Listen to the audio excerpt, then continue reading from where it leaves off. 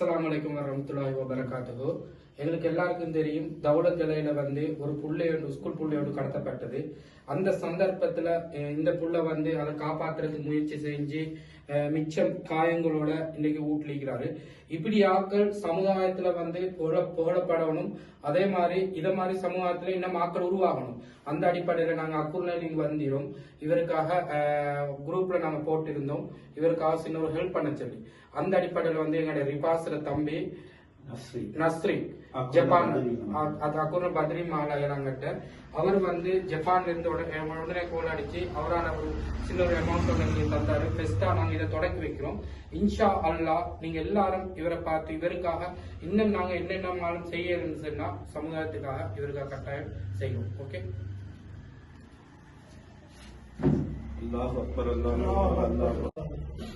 அடுத்தது முக்கியமான ஒரு விடயம் தான் எங்களோட அக்குரன்னு மற்றது கண்டி எல்லாம் ஒரு ஒரு குடும்பமாய் தான் எல்லாரும். மாஷா அல்லாஹ் ஒரு சிறப்பான ஒரு விஷயம் உண்டு. இவரு ஒரு எதிர்பார்க்காத ஒரு நேரத்துல தன்னுடைய ஒரு முயற்சிய தன்னை ஒரு உயிரை பணயம் வைத்த மாதிரி ஒரு முயற்சி ஒன்று செய்கிறாரு.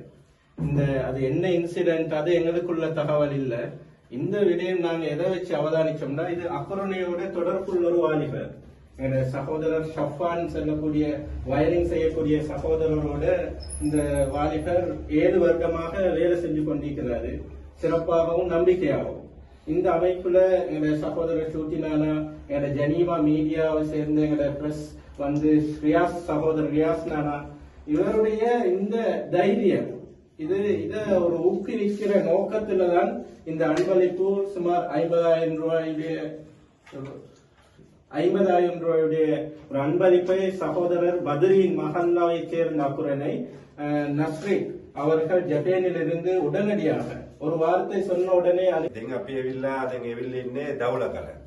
ඔගලන්ට දන්නවා මාධ්‍යයෙන් සමහර මාධ්‍යයෙන් ගියා පෙර ගැනීම ඉස්කෝල 9 එක්කෙනෙක් ඇවිල්ලා පෙර ගැනීම එනකොට මේ මල්ලි තමයි උත්සාහ කරලා කොහොමරි බේරන්න බැලුවා.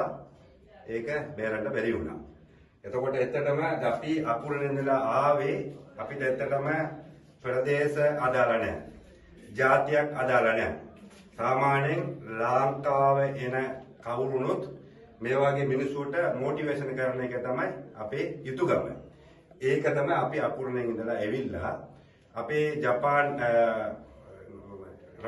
රටේ ඉන්න එකන ඇවිල්ලා 50,000 සල්ලි මුදලක් දුන්නා අපේ චූටි මාතියට. ඒක තමයි මේ මල්ලිට අපි ඒක දෙන්න ආවේ. இது வரும் சமூகத்துக்கு கட்டாயம் சென்றது என பொறுப்பு. காரணம் என்னன்னா, எந்த இடத்துல அநியாயம் நடக்கிறதோ அதை கட்டாயமா தட்டி கேட்கணும். இந்த வயதை கூட கொஞ்சம் அந்த நடந்த இன்சிடென்ட்டை கொஞ்சம் விவரமா தெரியும். நேற்று காலைல 7 மணிக்கெல்லாம் பேசிருக்கேன். 7 மணி 6:30 போறேன். நேற்று கொஞ்சம் லேட் ஆயிடுச்சு போறது. 7 சிடி பஸ் வந்துச்சு. அதனால நான் இந்த இதோட எப்பவுமே அந்த தியா ஸ்கூல் வண்டிக்கிறாங்க. அதுக்குள்ளே போவாங்க. ஐந்தரை போக நானே இப்போ மீறே இல்லை. இப்போ நான் இன்னொருத்தர் 5 அங்கல் ஒன்று இருந்தாரு, அவரோட பேசிக்கொண்டிருந்தேன். மாமாவோட பேசிக்கொண்டியோட அதுக்குள்ள 2 பேரும் போனாங்க. கூட நான் பேசிக்கொண்டியோட கொஞ்சம் முன்னே போய்த்த கூட கருப்பு வேணும்னு ரெடி வரும் நிப்பாட்டிட்டு ஒருத்தன் இறங்கி புள்ளைய போய் பாடி பிடிச்சான். பிடிச்சி பாடி கொடுத்து இருந்து எடுக்கிறத கூட கண்டோடனே ஓடி போயிட்டு எப்படி அவனை விசில் அடிச்சு கடிச்சு வெளியே போட்டு பிள்ளைக்கு மேலே தான் கொடிய